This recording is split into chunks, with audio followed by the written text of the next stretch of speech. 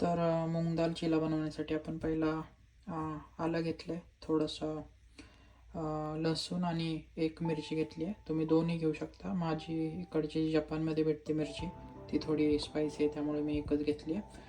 आणि हे रात्री भिजवून ठेवलेली मूग दाल आहे. 8 ते 10 तास तुम्ही भिजवून ठेवू शकता. त्याच्यानंतर हा माझा हँड ग्राइंडर आहे. प्लस याच्यात आपल्याला थोडंसं जिरा टाकायचं आहे. आता ते बॅटर बनवण्यासाठी कसं बनवायचं ते दाखवतो मी तुम्हाला.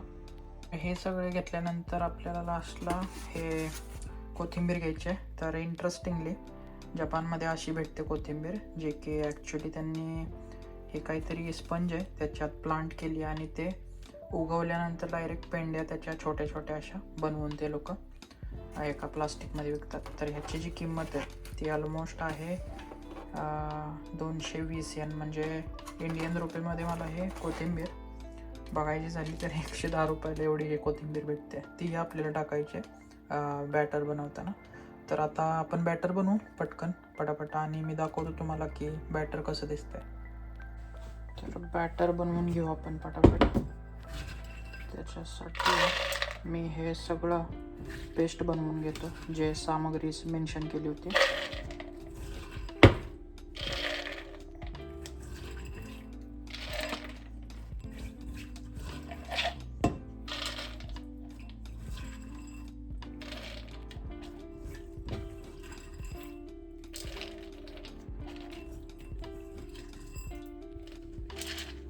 तर याच्यात फर्स्ट आपण टाकूया मिरची,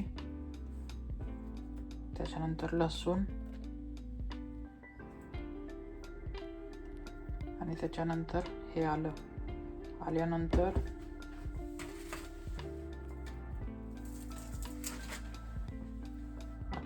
थोडीशी जाईल याच्यात कोथिंबीर नंतर थोडासा जिरा टाकून घ्यायचा. तर याचा आपण आता फाईन पेस्ट बनवून घेऊ.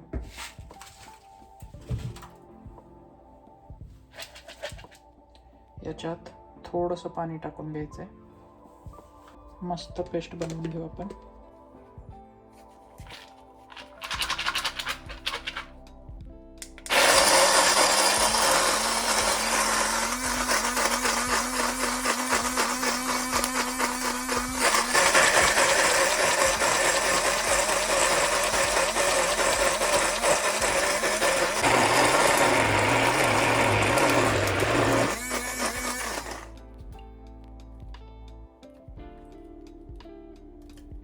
मस्त.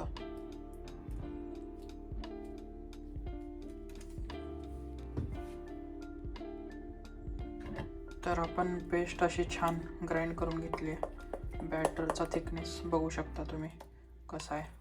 जास्त पाणी नाही टाकायचं यात, नाहीतर खूपच पातळ होईल. त्यात आपण थोडेसे चवीसाठी थोडं मसाले टाकू, कारण डाएट असल्यामुळे जास्त गोष्टी नाही टाकू शकत, पण तरी आपण चटपटीत चांगलं बनवू शकतो. मी सांगतो कोणते मसाले यूज करायचे याच्यात. तर या बॅटरमध्ये मी थोडासा गरम मसाला स्लाइटली टाकतो आहे, एवढासा गरम मसाला. त्याच्यानंतर मी थोडीशी हळद मी कलरसाठी टाकतो आहे, कारण छान दिसेल बनल्यानंतर. त्याच्यानंतर थोडासा धनिया पावडर टेस्टसाठी, एवढंसंच ठीक आहे. तुम्हाला पाहिजे तेवढं मीठ टाकायचं आहे.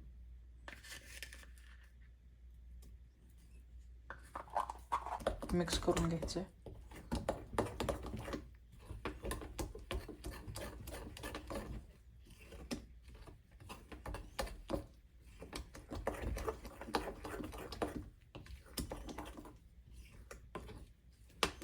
तर बनवूया आता. गॅसवर पॅन ठेवूया आणि एक एक छान बनवून खाऊ. तर आता इंडक्शनवर हा नॉनस्टिकी पॅन घेतला आहे आपण. गरम झालं की थोडंसं घी लावून आपण मग चिला बनवून घेऊया याच्यात. तर पॅन छान गरम झाला आहे. थोडंसंच लावतोय मी घी, तुम्ही जास्त वापरू शकता. तर असं टाकून छान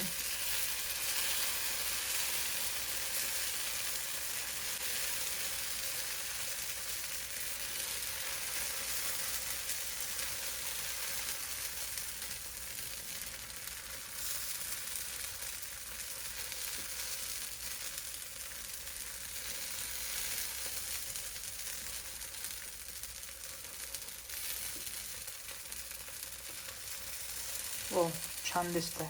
असं छान आपल्याला 3-4 बनवून खाल्ले.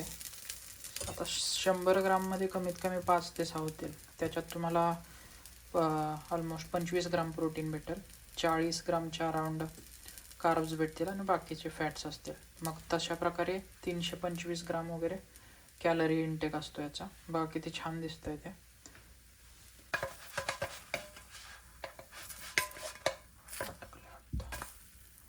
तर अशा प्रकारे तुम्ही छान मूग दाल चिला 10 मिनिटात बनवू शकता. तर भेटूया नेक्स्ट व्हिडिओमध्ये.